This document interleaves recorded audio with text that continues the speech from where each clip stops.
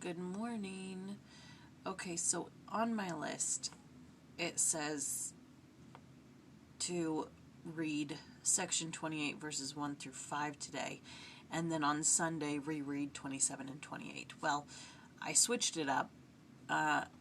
Today is the entire section of 28, and then tomorrow is verses 1 through 5, and then the next day 6 through 10, and then Sunday 11 through 16. So, it's given in September of 1830.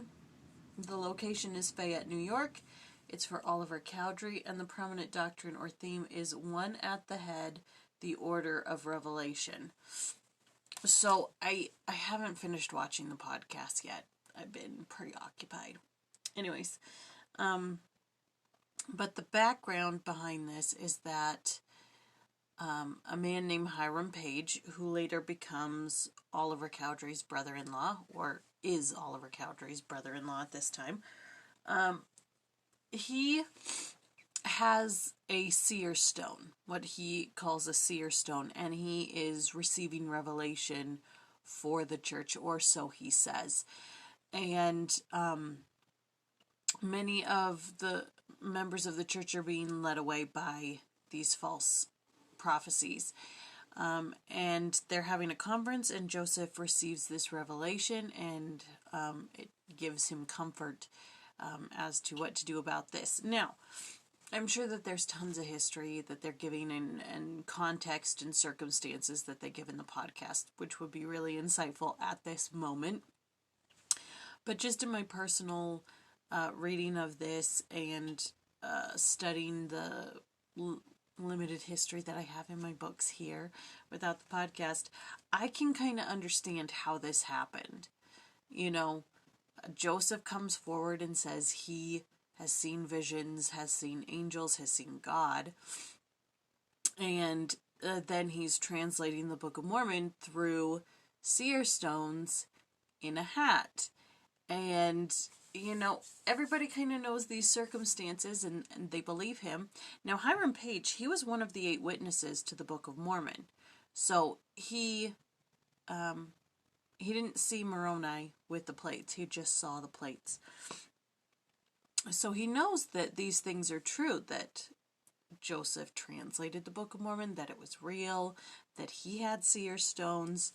And so I can see how it would be easy for the devil to persuade him that these are seer stones, and he's receiving revelation through them. I can see how easy it would be. You know, it's not like now where if somebody came forward and said that they had seer stones and they were receiving revelation for the church, we'd all be like, yeah, okay. But I can see how it happened. And so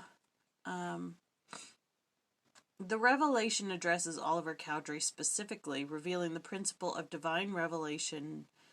That divine revelation comes only through regular channels. The Lord instructs Oliver to obey Joseph's counsel and correct Hiram Page. Now, they're all new to this prophet, apostles setup of church, and, you know, I can see how it happened. I definitely can see how it happened and how people were led away. I'm kind of questioning why Oliver believed a little bit of it. You know, after seeing angels multiple times, trying to translate himself and how hard it was, I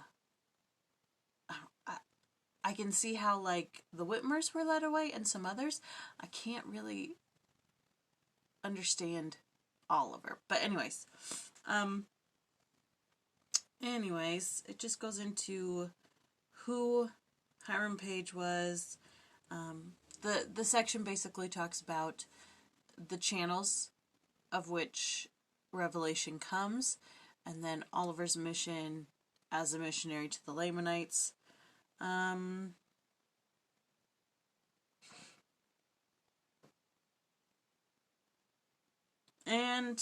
when we are offended by someone, the correct procedure is to go to that person directly and reconcile with him or her.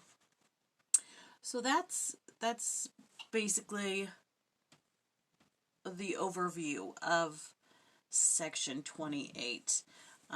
Like I said, we'll break it up into verses tomorrow, which is Friday, and then Saturday and Sunday. Holy cow. Time flies. All right. So, that was section 8. And we'll see you tomorrow for verses 1 through 5.